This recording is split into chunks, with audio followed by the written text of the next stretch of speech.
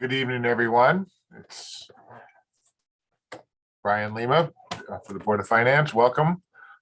I see we have all members of the board, Scott, Ray, Megan, and Lauren here tonight.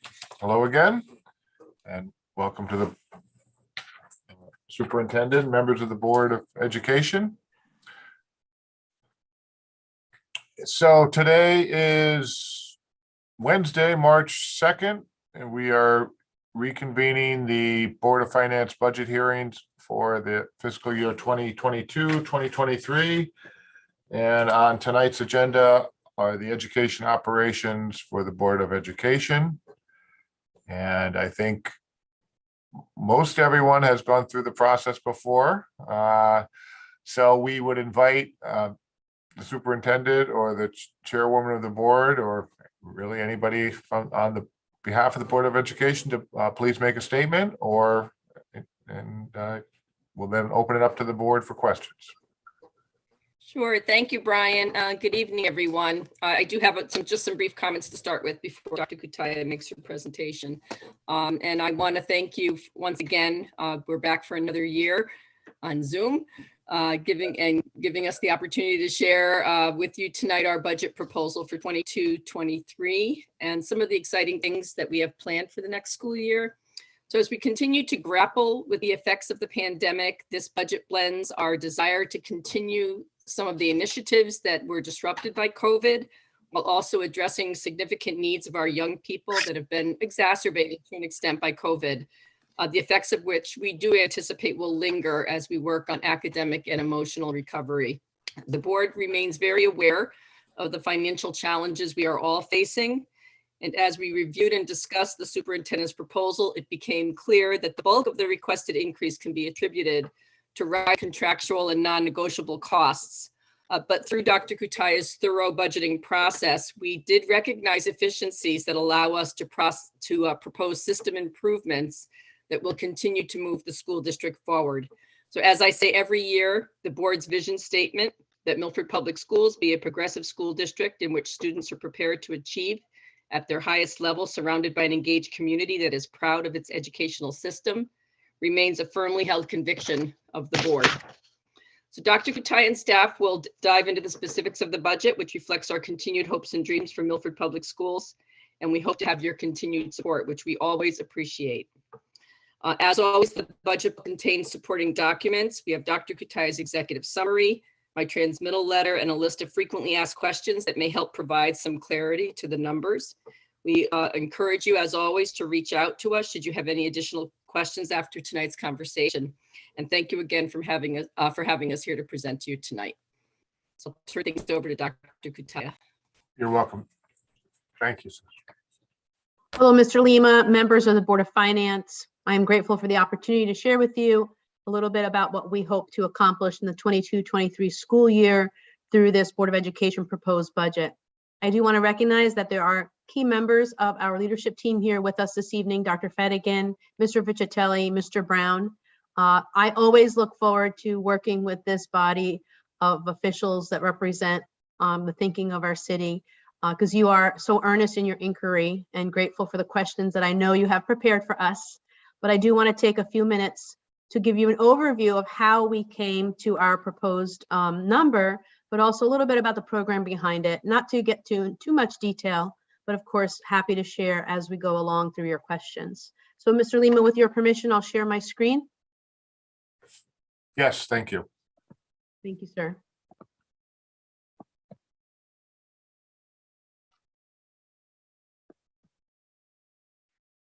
Whoops.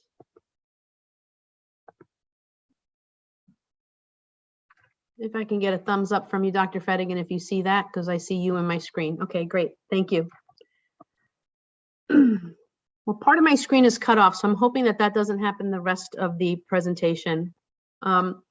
Here with us, here in this presentation really is a representation of what we believe our next steps are. While we all are hopeful that we have a pandemic in our rear view mirror, I believe that we'll be seeing the effects on our school system for many years to come.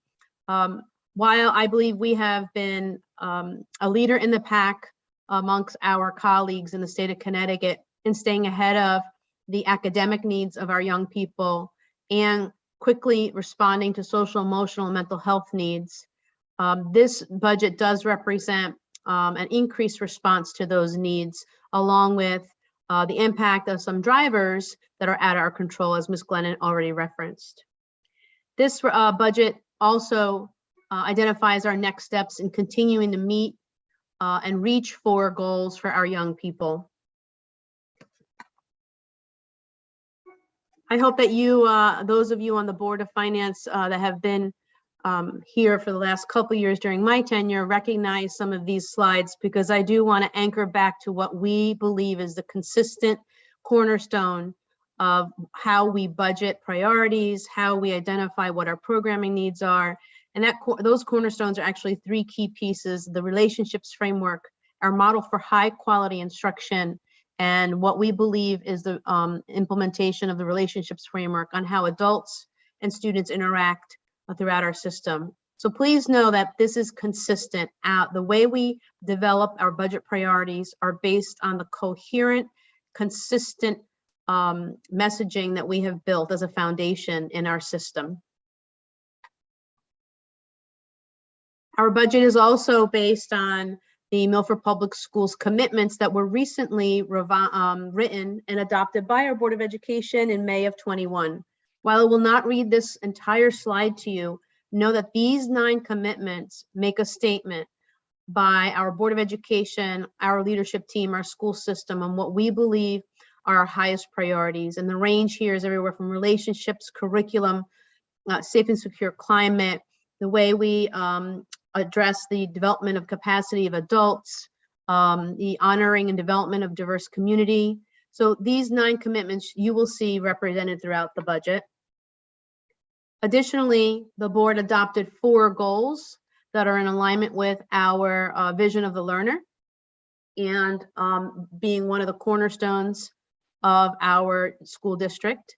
The vision of the learner is based on scholarship, or also known as academics, professional development of our adults, citizenship, and creativity and innovation. October of each school year, our Board of Education, pardon me, they develop, review, and adopt priorities for the budget season. These are the priorities that are found here on this slide. While I won't read them word for word to you, know that our priorities have been pretty consistent throughout the years. It's always about a core instructional program, the wellness of our young people and staff, developing the capacity of adults, committing to effective class sizes, making sure our physical spaces are up to date and healthy and well and supportive of our learning today, and supportive of extracurricular activities and athletics. Alongside the priorities, our Board of Education also develops and adopts assumptions for the 22-23 school year. Many of these are typical and that you would see year to year. Hopefully the pandemic one can come off next year. Our response to the pandemic, how the impact of grant funds are used in the future to supplement our regular budgeting, the way we look at contractual obligations and the impact of those. And we certainly have the typical implications of special ed, tuition and transportation, additional transportation costs, utilities, ongoing needs of students and teachers. So these are some of the assumptions that we adopted back in October, and we use those as guideposts to develop the budget as well. Before we move on to what we look forward to doing in 22-23, very quickly, I want to give you an overview of some accomplishments from this year, which comes out of the budget that you supported, of course, and we're grateful for this school year. So last year, we were able to graduate 461 of our seniors. You'll see the breakdown here on the honors of 51 students summa cum laude, 51 magna cum laude, and 47 cum laude. We're able to celebrate an in-person graduation ceremonies, one at each high school last year. Of those graduates, I'm happy to say that all of our students had a planned post-secondary graduation. You'll see the breakdown here of what our students decided to do, the class of 2021, with their postgraduate plans. You'll see some universities here represented in the types of schools our kids apply to and are accepted to. And of those 461 students, 167 of them were named AP Scholars. I'll let you read on this slide the breakdown of those scholars, AP Scholars with honors, and those with distinction as well. So you see that there are lots of opportunities for our high schoolers to excel academically and really be given opportunities to make highly selective choices when leaving Milford Public Schools. You supported our Board of Ed, you and our Board of, through the budget process supported Dreaming Big for Science. And I'm happy to say that we do have now science labs in all of our elementary schools, and we're able to update those labs in the secondary level as well. These are our very own kiddos in elementary science labs. Our dream is to create scientists starting at the age of 3. So thank you for supporting that. It was a very big lift for Milford Public Schools. And that's something we were able to launch this year in the even with a pandemic. One of our highest leverage strategies in developing the capacity of our adults in order to help students is what we refer to as HQI Live. It's a professional learning opportunity right here on site, led by our very own teachers and administrators with our very own kiddos. It happens every summer. We were able to pull this off despite all of our mitigating strategies. We had to skip a year in the 2020 summer. We're hoping to bring season 3 back in 2022. This professional learning has been stated about this professional learning. Some of the best professional learning teachers have attended in all of their career. So thank you for supporting that through the budget process. Additionally, which you'll hear a little bit more about in the 22-23 school year, we were able to pull off a pilot year for our younger people in the area of intentional play and executive functioning. And what we're essentially doing is honoring developmentally how students learn and bringing play back into our preschool and kindergarten classrooms. We hope to expand that programming in the 22-23 school year. And finally, from an infrastructure perspective, we were able to complete a little over 300 projects thanks to your support. We obviously had to continue to respond to a pandemic with numerous mitigating strategies. And then don't forget, we had a hurricane somewhere along the way that we had to respond to as well. So setting our sights forward, we hope to continue to build on the successes of the 21-22 school year. And for that, we're making a request of our city, of our Board of Finance, of a budget to support the 22-23 school year in the amount of $102,008,319. And that does represent a 2.28% increase year over year. So let's walk through the breakdown of that 2.28% increase. Now, while we anticipate every year there are contractual obligation, a rise in transportation costs, a rise in utilities, that's to be expected, right? And based on our budget process, we boil things down to zero and build up. Right out of the gate, we found ourselves in quite of a pickle, a unique situation this year, where I would like to take the time to explain to you 7 key impact drivers that take us to a very high percentage of increase way before we even start dreaming about additional programming for the upcoming school year. So impact driver number 1 is that of salaries. This 22-23 budget represents a net increase of 11.0 FTEs. And let me give you a little bit of a breakdown of that, not complete because all of the details are in your budget book. But we have been given the gift of using some grant money, particularly Esther in this case, and that is to respond to the needs in a supplemental manner, not supplanting manner, particularly that the pandemic has had on our young people. So we decided to, well early in the process with our Board of Education, sharing with them that we were going to invest in school counselors, having one at each elementary school and then adding an additional at the middle schools. and that we would move a portion of those counselors, those positions, off of the grant year or after year for the next 3 years, so that we would not have a huge funding cliff in 3 years when the grant expires. And it is a combination of ESSER and ARP when we get toward the end of those 3 years. So this budget that is before you represents 4 FTEs moving off of ESSER onto the general fund in order to avoid that large funding cliff in two years from now. So in the next 2 years, we'll also be witnessing additional FTEs being moved over, again, in order to avoid that funding cliff.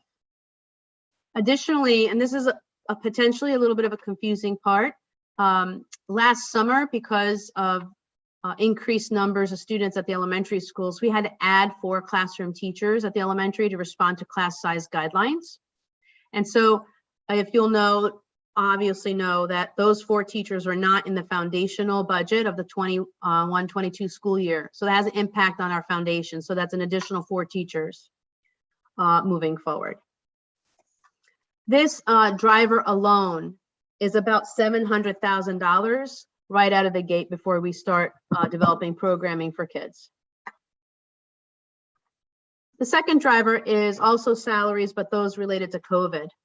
As you can imagine, we had a very difficult time finding substitutes all throughout the school year.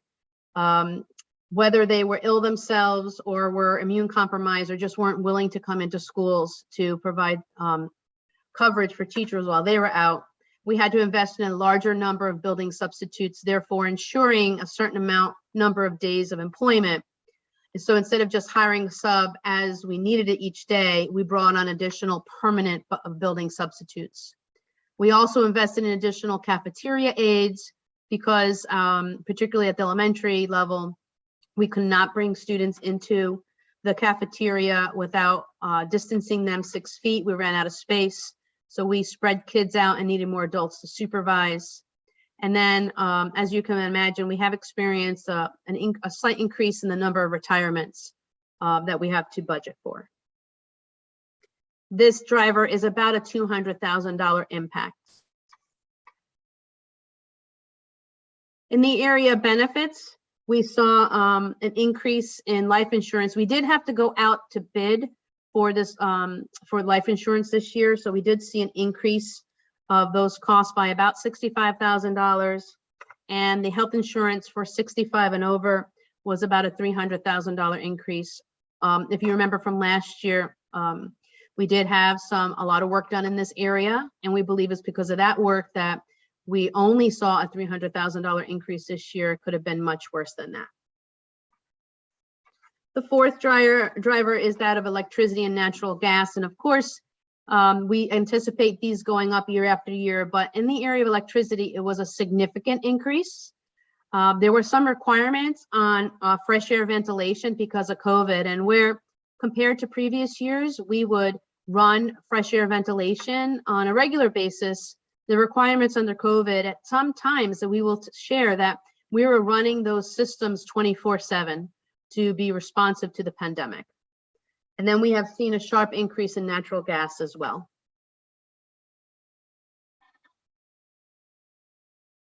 In the area of contracted maintenance, we have these are primarily increases due to software packages. As you can imagine, the Google Workspace has been something that we've used more and more as they've added features, and we've been able to take advantage of those features and use them system-wide. And we do see a place for utilization of this. The more and more we are more normal in classrooms with in-person learning, we believe we'll still continue to use Google as a key technological tool. And we have made some investments in a personnel system called Frontline. The sixth driver is that of transportation, which includes your typical contract increases, but we've seen a significant rise in fuel costs there in that area too. And then finally, we've had to invest in cyber insurance. KERMA no longer carries, will cover us in the area of cyber security. So in the event that there's a data breach, we need protection. So we had to go out and find a carrier that would provide us with cyber insurance. So these are 7 key drivers. And even before we started, as we do go to school level departments and ask what can we dream and grow for next year, before we added anything, we were faced with a $1.9 million increase. If we do nothing else, nothing new, we saw an increase of $1.9 million. Mathematically, the 1.9 million is about 85% of the 2.28% increase. And I believe that's because our team did a great job looking for efficiencies and some cutbacks as we move forward and making plans for next year. So this is what we were faced with, and what I refer to as a unique challenge as we went into building the 22-23 school year budget for the school year. I believe this map of system improvements is a great visual because I anticipated as we started talking about our proposed budget, even back with the Board of Education, in anticipation of speaking with you and even the Board of Aldermen, about people saying, well, why don't you cut back on some work? Why don't you slow down some things? And I'll tell you that we already have. We've already revisited our plans. I think COVID has required us to do that. In some cases, we've had to slow down. In some cases, we've had to stop. In some cases, we had to reprioritize. And this map, I believe, represents the fluid and responsive nature of our improvement work in Milford Public Schools. We've had to reprioritize curriculum work. We've had to rethink our technology because of the learning platform we were in. We had to think about what was our maintenance plan, and operationally, how do we function in our facilities, and what is the staff development our teachers needed. So we have been sort of like a boxer in the ring, you know, like jabbing and trying to avoid all that, like jabs, and just trying to be very fluid and nimble on our feet all throughout this, and believe that we have done our due diligence in reprioritizing the work. With that said, we do have some system improvements we want to move forward with for next year. So for next year, there is a little change here in wording based on what the Board of Education had us revise based on my proposal. We are going to be moving toward a kindergarten intentional play and executive functioning programming.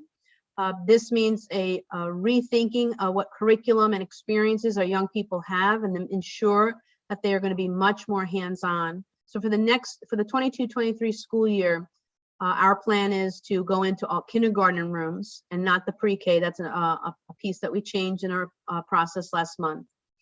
Moving forward, also, there's a required legislation that we build the capacity of teachers to develop the foundational literacy skills of all of our pre-K through 2nd grade students. That is a requirement in legislation that we have budgeted for. We're going to be moving toward different assessments in mathematics, and we'll be adding pre-K 4 and 4th grade in world language. As you know, right now we provide world language experiences in K through 3. That's been an initiative for the last couple of years to onboard slowly. Glad that we're at the point that we're almost done with the elementary, and look forward to the day in a year or so where we can be a PK 3 through 12th grade world language experience in Milford Public Schools. We'll be one of less than 10 school systems in the state of Connecticut offering that, by the way. In the middle school, we'll be looking at revisions to the schedule of phase 2 of that, an approach of enrichment for all, and piloting some new mathematics experiences for our young people. At the high school level, you'll see here some different furniture needed for the academy, a legislatively required elective for our high schools students in African American, Black, Puerto Rican, and Latinx studies. We will continue to invest in the cardio equipment at Foreign, and a long needed drumline replacement at Foreign as well. Moving forward district-wide, we will be, as required by legislation, investing in the mastery-based diploma assessment, which we're referring to partially as Milford measures in the district.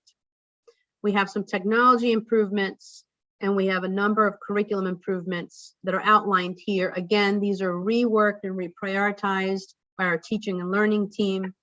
In some cases, we slowed down, in some cases, we stopped, and in some cases, we continued. So this is the revised revision cycle of curriculum for the upcoming school year. As we would expect, and you would expect, and our city would, we looked for efficiencies and areas where we could save.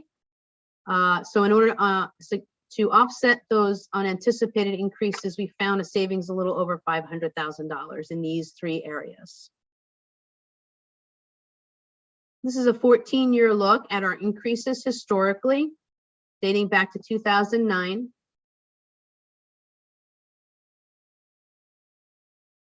This is a visual of how our proposed budget breaks down categorically. As I share with you each year, and as you know, a school system's budget is primarily built on salaries and benefits. We are a people-driven business. So a little over 77% of our budget is salaries and benefits. So that has a big impact on if we move forward with any types of reductions, that we'd have to look carefully as to where those would go, considering that such a big portion of the budget is salaries and benefits. This simply is a breakdown by category numerically now, instead of just via the pie graph. On the difference from this adopted budget to the proposed budget that is before you, and the difference by dollar amount and the difference by percentage. And we're happy to discuss any of those questions you may have in these categories.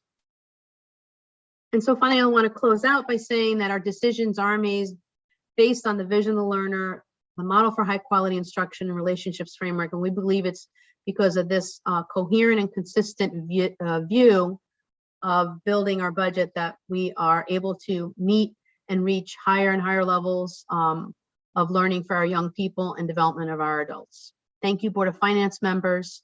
We are happy as a team to answer any questions that you may have.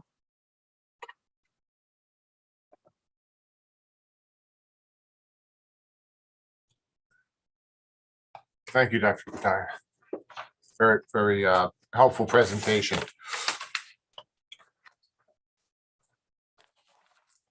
I know most of the members of the Board of Ed will be sad to learn that unless the members of the Board of Finance would like to do a page turner through the budget, I will forego doing that tonight and simply allow the members to ask any questions or make any comments that they may have regarding the Board of Education budget, and allow them to address whatever sections of the budget or the presentation that was just made. If you have any questions, you're welcome to take the floor now and address your questions directly to the Board of Education.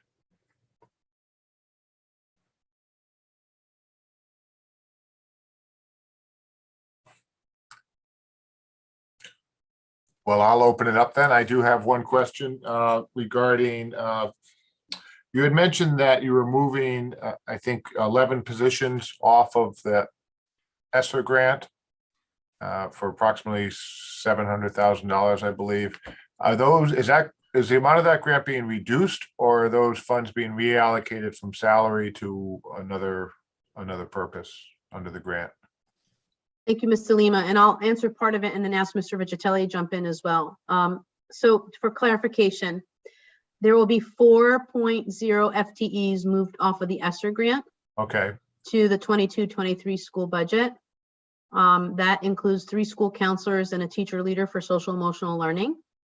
And so those positions come off and come into general fund. And Mr. Viccitelli, if you could talk to Mr. Lima and the board about how that impacts the grant. Thank you. Sure. Yep. Thank you, Mr. Lima, and members of the board. It's a pleasure to come before you again this year. As Dr. Kutaya said, we've added 11 positions, and those positions we decided last year with the Board of Education, in consultation with the Board of Education, that it would be most prudent to over the course of 3 years bring 4, 4, and 3 back onto general funds, so that in the last year of all of the funding, which we expect will be the end of the middle of the 2024 budget year, there won't be a funding cliff.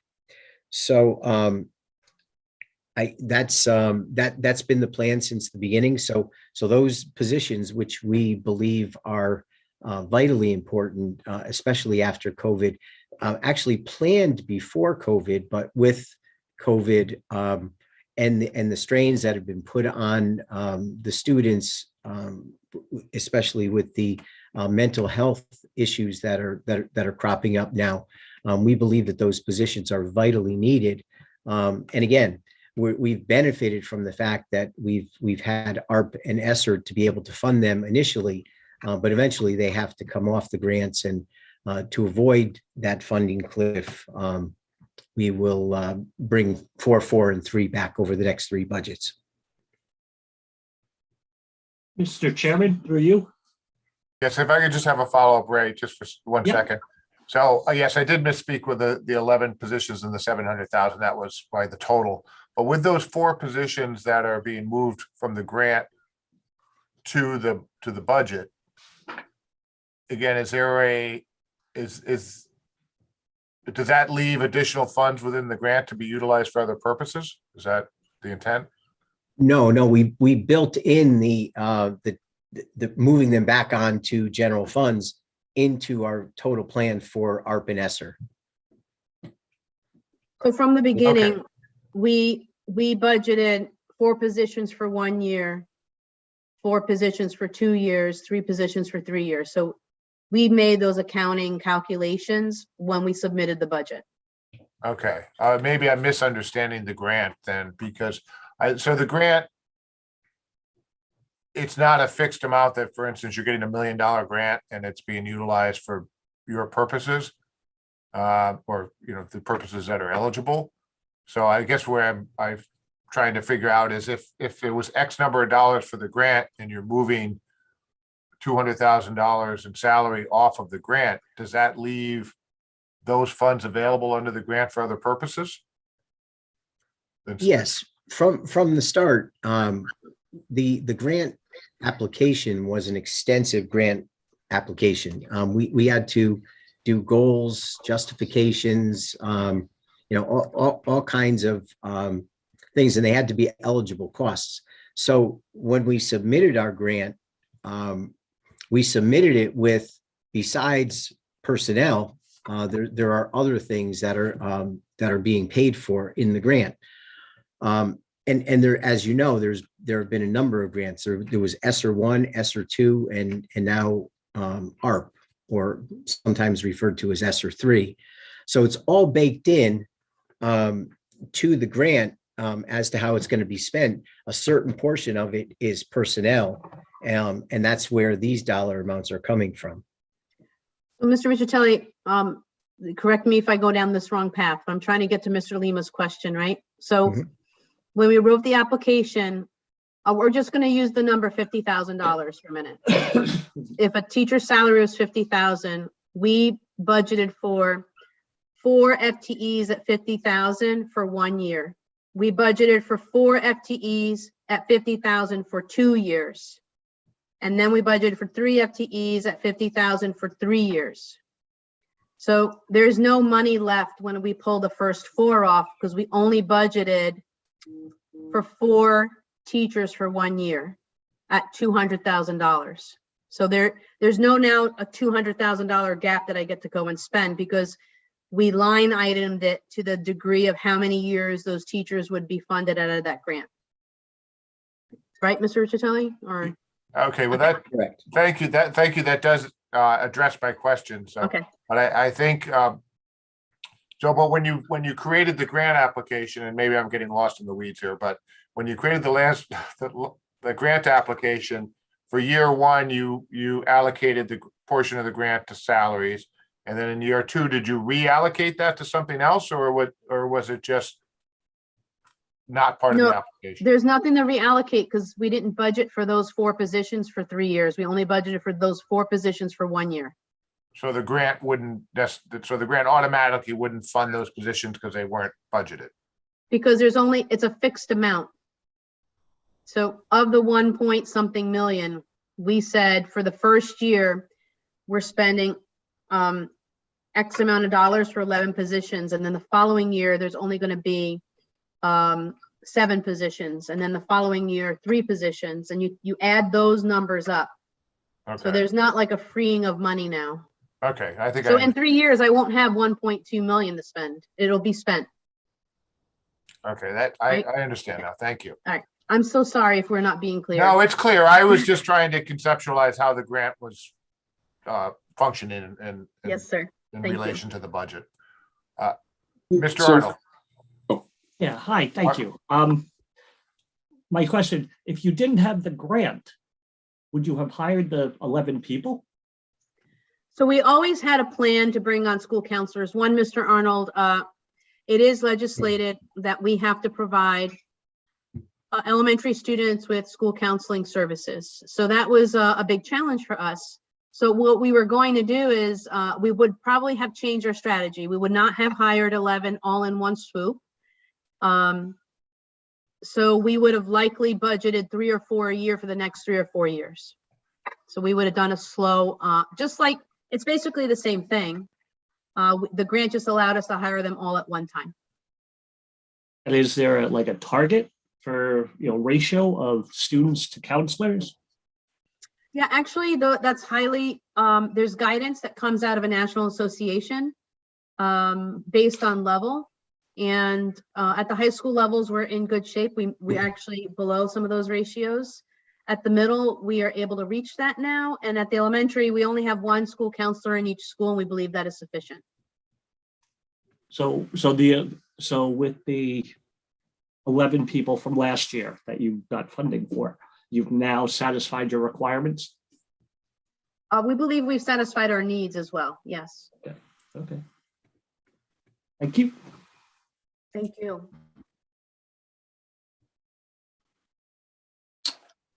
Good afternoon, everybody. Of the Esther money, how much of that is already accounted for? How much is left? What do you have a general estimate on what's still there and available? Sure. So- Go ahead, Jim. Sure. So ESSER 1 is completely spent. The purpose of ESSER 1 was to meet the immediate needs of the pandemic and allowing for a safe return to the schools in the last school year. So ESSER 1 is completely spent. ESSER 2, we've just begun to start to draw down on ESSER 2, and ARP really we haven't touched it yet. And ARP is also known as ESSER 3. Correct. Is there a deadline on when 3 needs to be utilized? Yes, November of 2024. Which coincides with when you're going to kind of sunset these additional expenses, additional FTEs, right? Yes. Yeah, Mr. Molden, that's a good point, because the ESSER 2 grant expires before the ARP grant does. Right. And there is a chance that we're going to have to move, because of our 3-year plan, 3 of the FTEs may need to move over to ARP. So that helps us extend our folding into general fund by a year. Right, Mr. Chitelli? Correct. And forgive me for my ignorance, is a percentage of these ESSER grants, is there a ratio that they say, all right, this amount has to be used for staffing, this amount has to be used for facility upgrades like better ventilation, so forth and so on?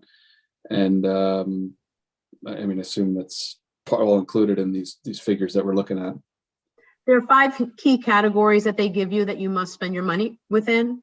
And they give you examples of how to spend that as well. And ARP, or ESSER 3, is the grant that has actually a percentage attached to it, that 20% of the grant must be spent on learning loss due to the pandemic. 20%, right, Jim? My brain. That's correct. Okay. Yeah, that's correct. So 80% is, for lack of phrasing, wide open. It's not. it has to fit into the other 4 categories. So, community family engagement, technology, facility cleaning, sanitizing, things like that, ventilation, and then professional learning, I think is number 4. There are 4 other categories, Mr. Moulton, that your monies have to dump into. I'm happy to get that back to you if you'd like. Yeah, I'm just curious. I mean, it's in essence, I think what some of these created was in 4 or 5 years, just bigger budgets for municipalities. I mean, because once their funding goes away, a lot of these expenses are not going to go away.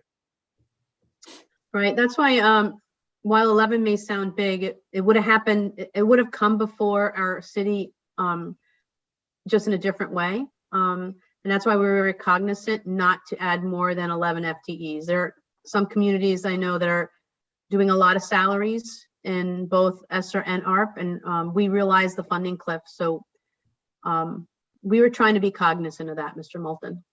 I agree, though. Yeah, thanks for the clarification. It's just, took a minute for it to register. Thank you. Thank you.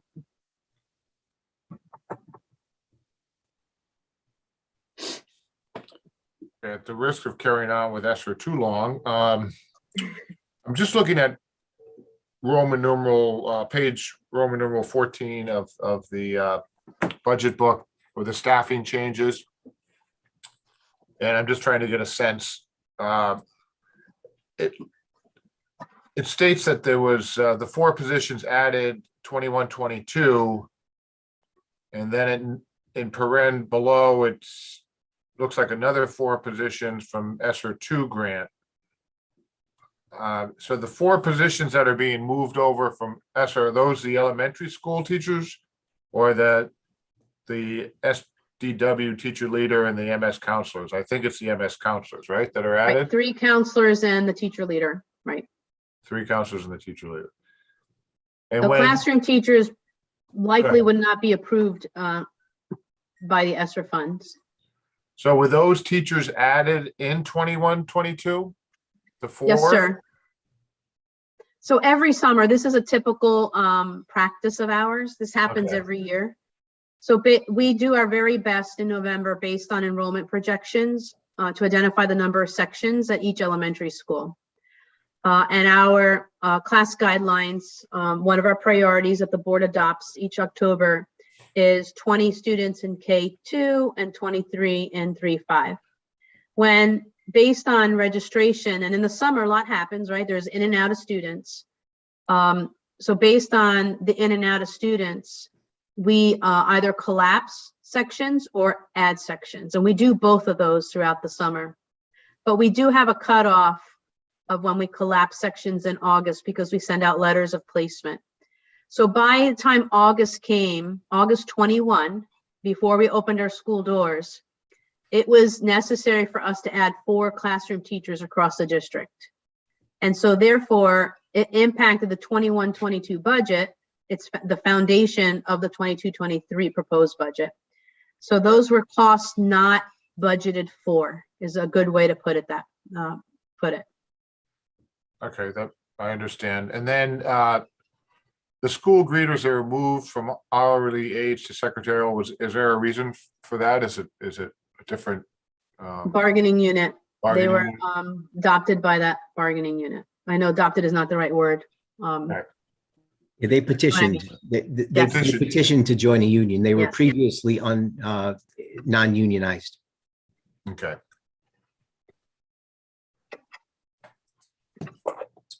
Any other members of the Board of Finance? Question? Through you, Mr. Chairman, with the secretary on the same page, building off of that, the secretarial increases. Further in the budget book, it looks like there's secretarial increases from like 6 to 7.5 people. And I'm trying to figure out why. When you have Yeah. a level enrollment, why do you Sure. need, and We're not. No, Or if I could, Mr. Arnold, there are no new secretaries in the district. But if you look at that Roman numeral 14 that Mr. Lima was referring to, that gives you the breakdown. And what this is there were previously non-unionized employees who were in their positions, but not in the secretary's union. So when they petitioned they petitioned the state, and the state approved them joining the secretary's union. So now they've come off non-unionized salary accounts and gone on to the secretarial accounts. So if you look at that page, the staffing page on Roman numeral 14, you can see where those positions were, and then they went on to secretarial. So the number of secretary count is going up, but not the number of people employed by the district. Does that make sense? So the actual bodies in the school hasn't changed. It's just how we're accounting for them, basically. That's correct.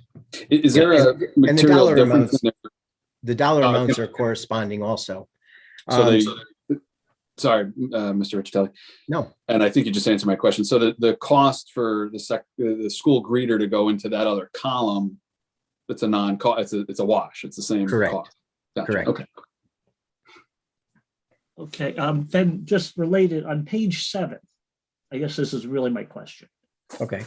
Under the non-certified supervisors in central administration, you're going from 3 FTEs to 5. And I Yep. can't make the connection to page Roman numeral 14. Yep. Hold on one second.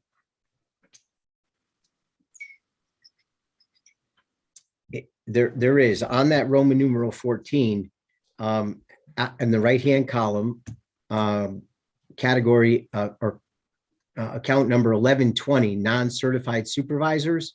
Yeah. The director of digital services was previously in 1129 and is now going to 1120.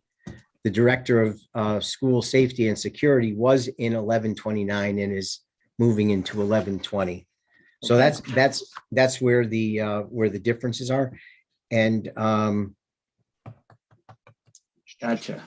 Yep. So somewhere, if I go and find 1129 in page 7 or 8, I'll see a -2. That's what you're telling me. correct. Okay. Yes, Thank if you look, It's right below. yeah, it's right below it.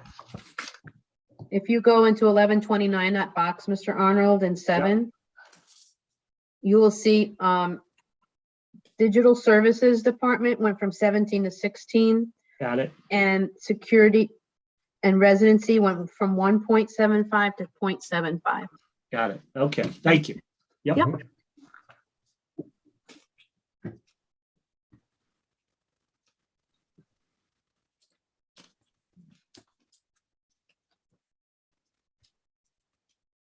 Going further. Well, Mr. Arnold mentioned the magic word enrollment. And because I've been doing this for a while now, my office is full of old budget books from the Board of Education. So I happened to pull one out from 2018, 2019, or actually 2019, 2020. And I was just looking at the enrollment figures from 2018, 2019, and at that time, there was actual enrollment of about 5,595, which is approximately 300 students less than what we're projected to have for the upcoming school year. I realize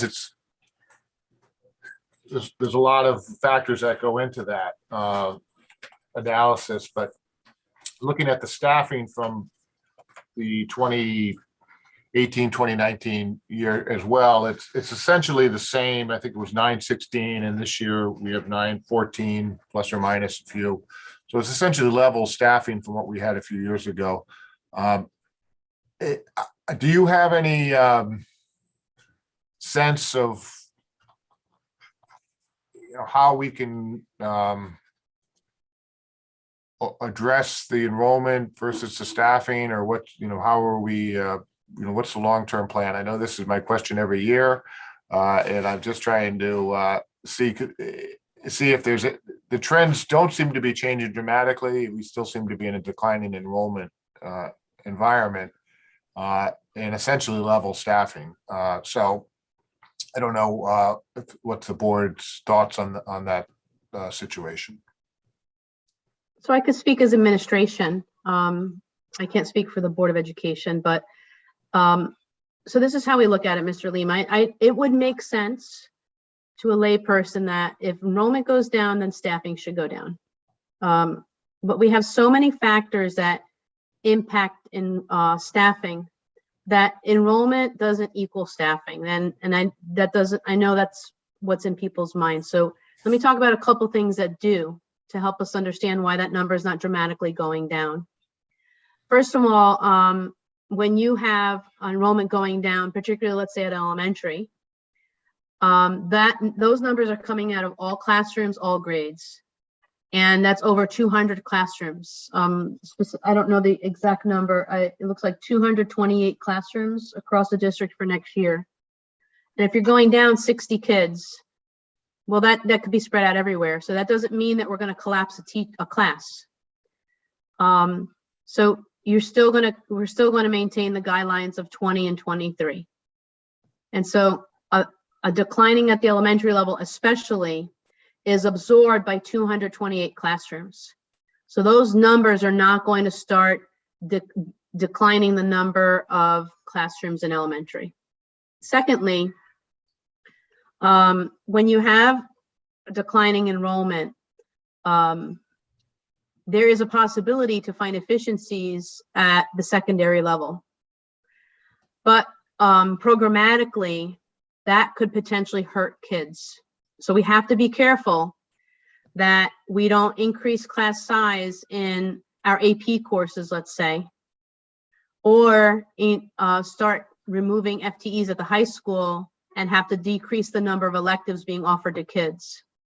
So programmatically, when you have enrollment go down, if you try to maintain the staffing you have, one, a result that a school district can tout, which is a very, it's a highlight for a city to be able to offer, to say we have good class sizes.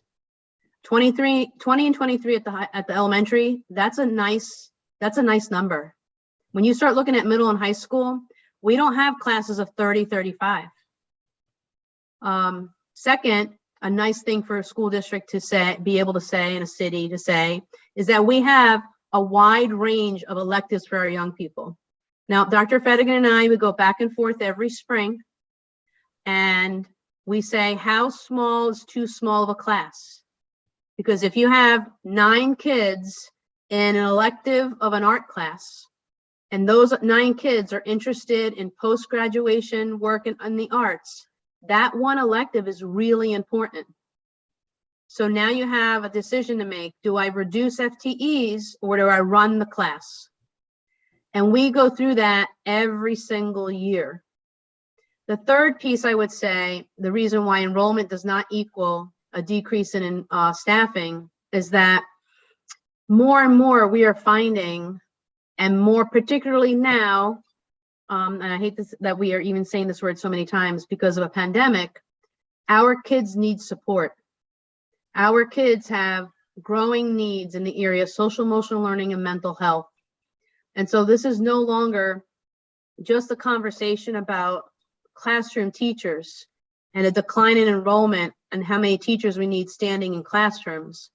We're asking ourselves, how many non-classroom teachers do we need also? Hence the need for school counselors. And I don't know, I have a hunch that we're going to be looking at additional services for our young people in the area of social emotional learning and mental health. I don't know what that translates in the area of needing more people, but there's a possibility that that will happen in the future. And that kind of programming is not related to enrollment. So I can't promise you that we'll see a decrease in enrollment with decrease in staffing with decrease in enrollment, because at least those 4 factors. There are probably more I could speak to, but those are the big ones. Well, thank you, Dr. Guy. That's very well said, and I can certainly appreciate the fact that it's not a one-to-one correlation by any means. So, but my concern is really over the long term, that if we see another 200 students over a decline of another 200 students roughly over the next 2, 3, 4 years, between 2018 and 2026, we'll have potentially 500 fewer students and essentially flat staffing. And I don't know where the line is. It's certainly I don't pretend to know where the line should be, but at some point, I think that the line is going to be reached where decisions are going to have to be made to say, well, we have 20% fewer students than we had 10 years ago, or 10%.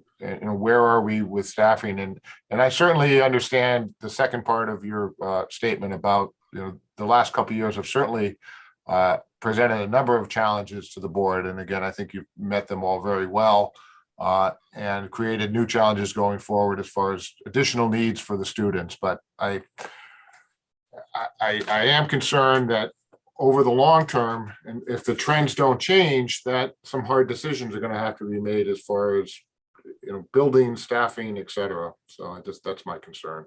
I do agree, Mr. Lima, that if and when we get to that point, we would have to make some difficult decisions. And we as a school system would have to discuss the implications of those decisions. So I think at the elementary, and I don't have the numbers in front of me, maybe Jim does, but we have seen a decline in number of staff there in classrooms, right? So the lower the numbers of sections at the elementary, the lower the numbers of teachers. So I don't have those numbers in front of me, I'm sorry. But what you're saying, Mr. Lima, it will be a difficult dialogue. So if we're going to cut staffing at the secondary, that has a direct impact on what electives we're offering kids, what courses our kids can take advantage of. So the smaller your high school gets, this is just a general strategy in education. The smaller your high school gets, the smaller your staff is. Usually the number of electives and opportunities shrink as well.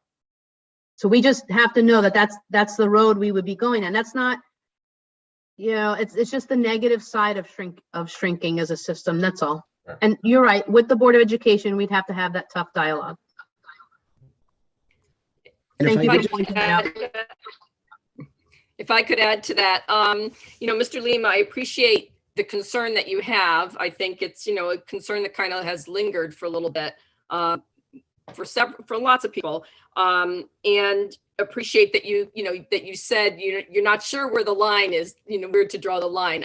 That's the magic question, is where do you draw the line?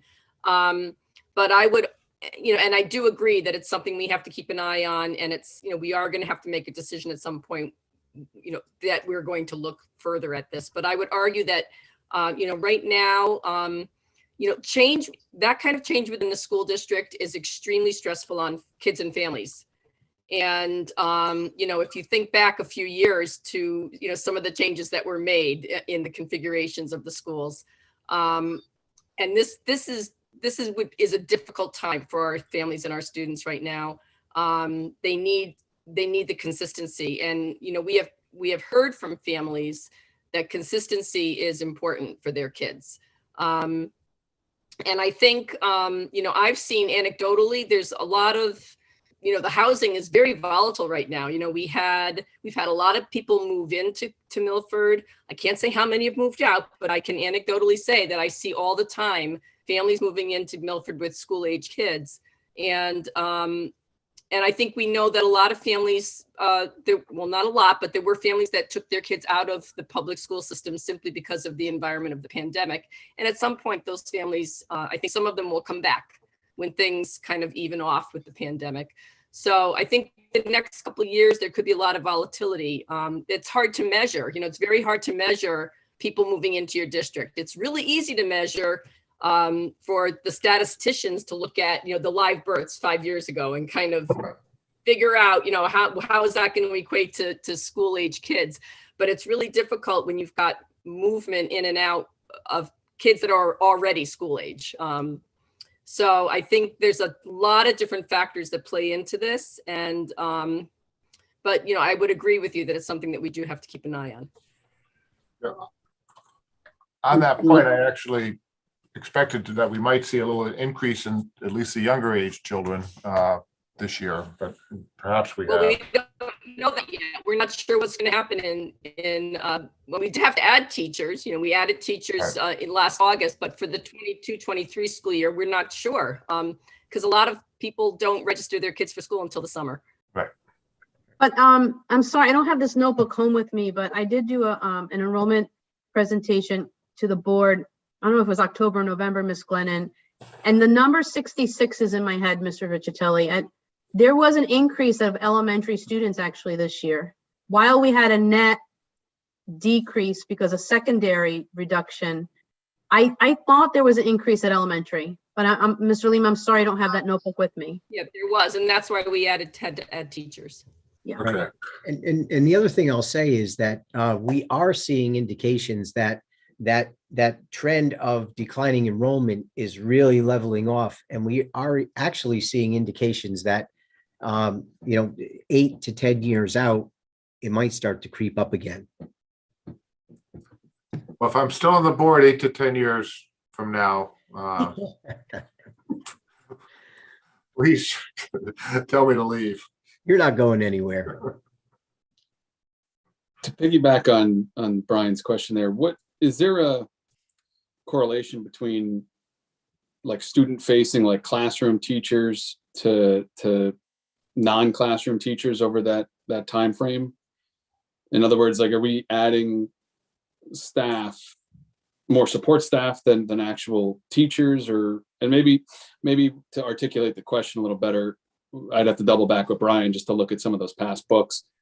But maybe you don't have an answer right now. That may be something you have to come back to. But I'm just curious, like with some of the decreases in enrollment, where are we increasing these new positions over the last 3 or 4 years? Are they more classroom or non-classroom?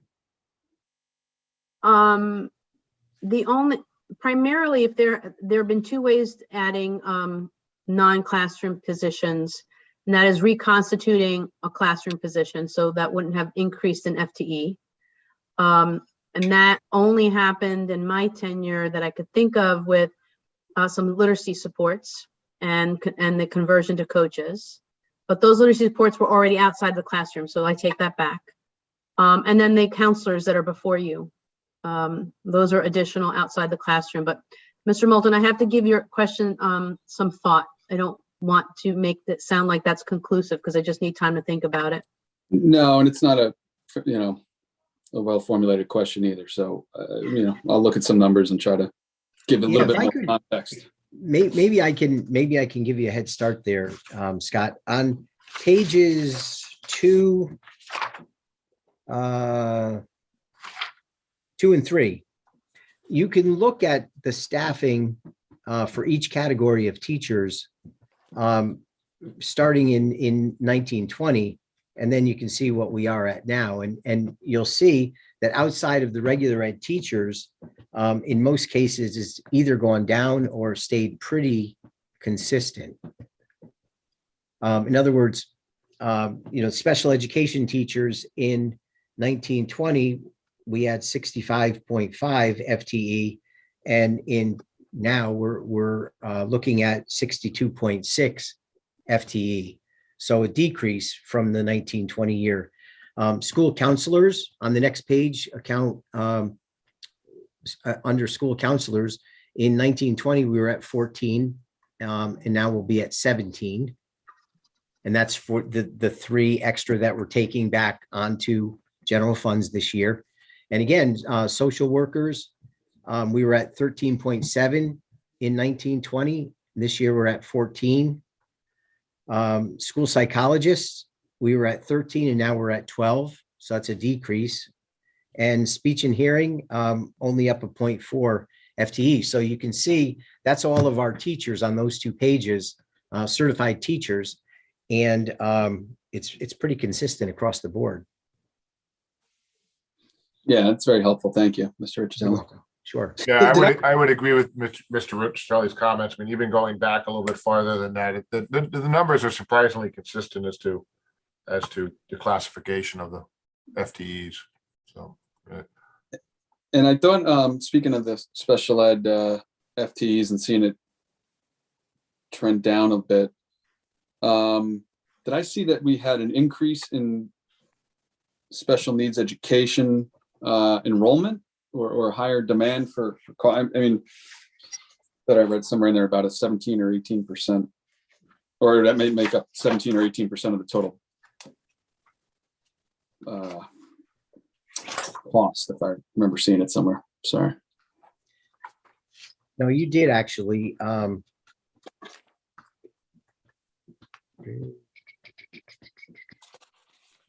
just trying to remember where I found it. Sorry, I'm going off of memory. That's It's not okay. that good at the time. Chris, you probably could touch on this, but if you look at in appendix page A2, question number 13, that's a graphic of how many special ed. Well, I'm sorry, that's just outplaced students. Yeah, although the overall enrollment of students has gradually decreased some in the school district, the proportion of students who require special education services has gradually increased. And that's similar across the state. Our proportion of students or percentage of students who have special education services is in line with the states, a little bit lower than what we're seeing across the state, but the rate of increase is similar to what we're seeing in the state. So the curves are moving in opposite directions. So the number of overall enrollment is dropping, but the number of students with special ed needs is increasing.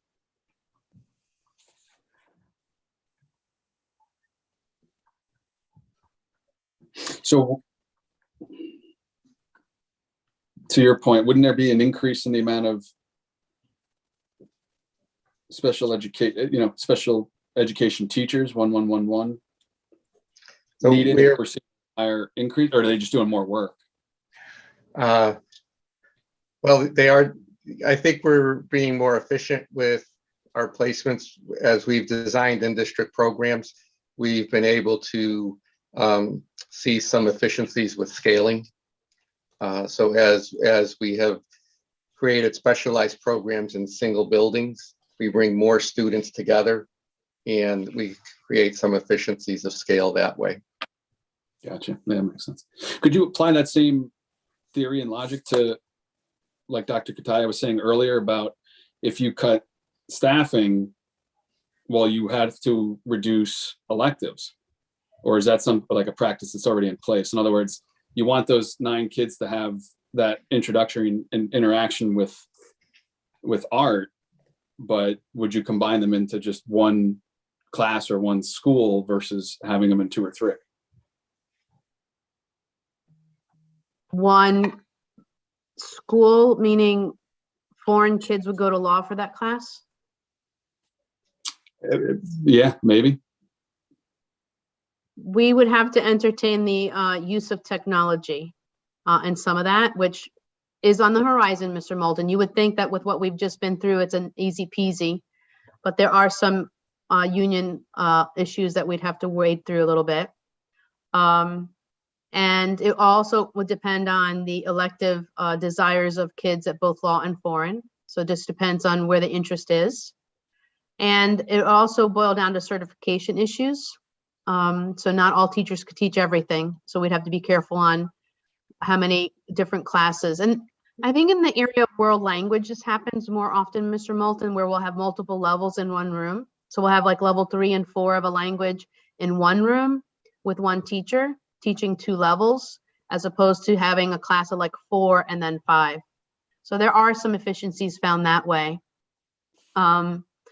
While you were asking your question, I hope if it's okay to build on it, it's not always the current electives that we have, but some of the rethinking of the use of FTEs rather than reducing FTEs at the secondary I thought of 3 examples right off the bat. We've been able to offer an elective in forensics, which has been very popular among our kids. And we were able to do that with the reutilization of FTE. We've expanded our CNA program through the retooling of the FTE, and a newer course that we've offered kids because of FTE availability is medical technology. And we're also next year looking to expand our ECE courses, which are those graduate credit-bearing courses through UConn. We're doing that at the high school. So there are benefits to not reducing FTE resulting in programming for kids. So, you know, for a city like ours to say, look at all of the career path opportunities that your kids can experience in our high schools before they ever leave your home to go to college, and you're not going to waste money for them to figure out what they want to do. They could do it here in our high school. So there is a return of like reinvesting into the system if you don't cut the FTE. But there are opportunities to bring them together, increase size like the world language, but then there are also opportunities to expand programming like forensics.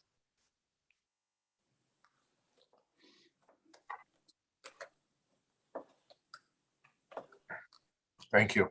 Great questions, thank you. Mr. Chairman, through you. Yes, Mr. Arnold. Okay, on page 2, we looked at the special education teachers.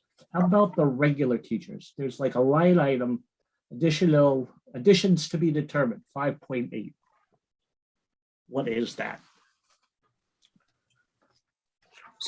So that relates back to Roman numeral 14. Yeah. In that middle section where they're enumerated there, that's a 5.8 increase in FTE. And we just didn't plug them into the budget. We put them into one line there because they haven't actually been put into a school or a building yet. So that's where that is. That's the 5.8. That's the increase on Roman numeral 14. About 2/3 down the page toward the Yes. center. Okay.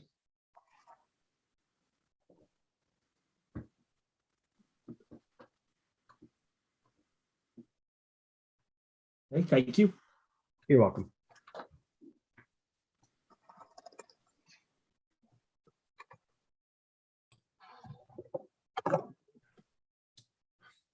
Any further questions or comments from the board of finance?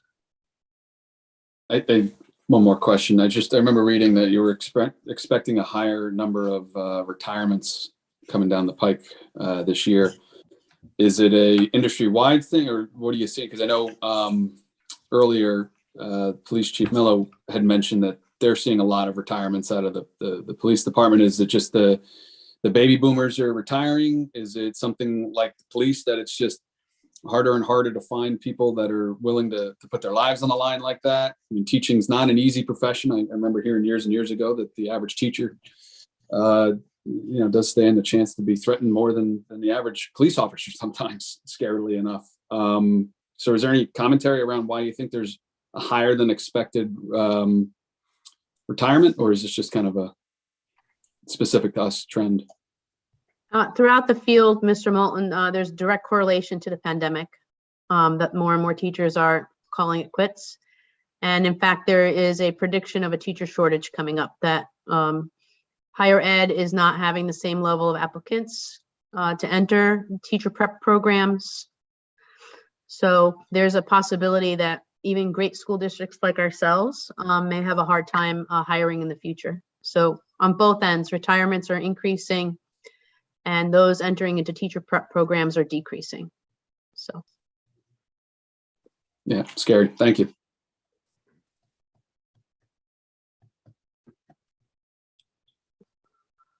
Mr. Chairman, through you. Yes, Mr. Arnold. Got one more quick question. On page Roman numeral 11, the property and the liability insurance spiked up 14%. Where I work, safety doing that means something went wrong. No. No. No, actually, that's what Dr. Kutaya talked about as one of the drivers. Kerma, who is our insurer, is no longer insuring for cybersecurity. So our liability insurance consultant shopped that around, and the best price we could get was approximately, well, the attributable to the increase in that account. Gotcha. Okay, thank you. Sure.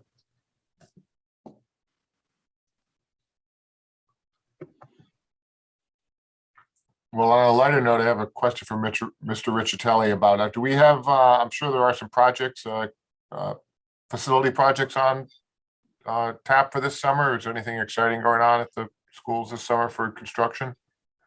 There is, thanks to the mayor and your board and the Board of Aldermen for providing the funding for them. Two schools will be, we have two schools that will get the secured vestibules. Those projects are out to bid right now. And that will complete all of the schools with the secured vestibules.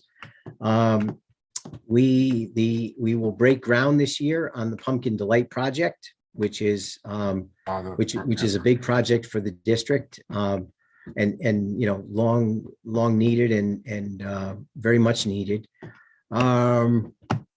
We will be doing some work at the athletic fields, the tracks. We talked about the tracks when you approved the bonding.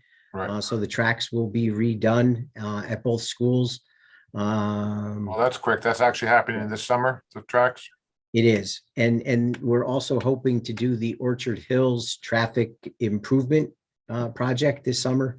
So there will be plenty of things going on. What's the timeline on Pumpkin Delight? Is that going to take most of the school year to finish, or is that? Yeah, it will actually, the completion date is estimated to be August of 2023. So we're hoping to get in the ground this summer and then work where we can while school is in session. And then the bulk of the work will be finished up next summer in 2023. Got it. Good. Well, thanks for the update. You're welcome. Okay, any other questions or comments? I think we covered a lot of ground. I appreciate everyone filling us in tonight on the budget. That was very helpful.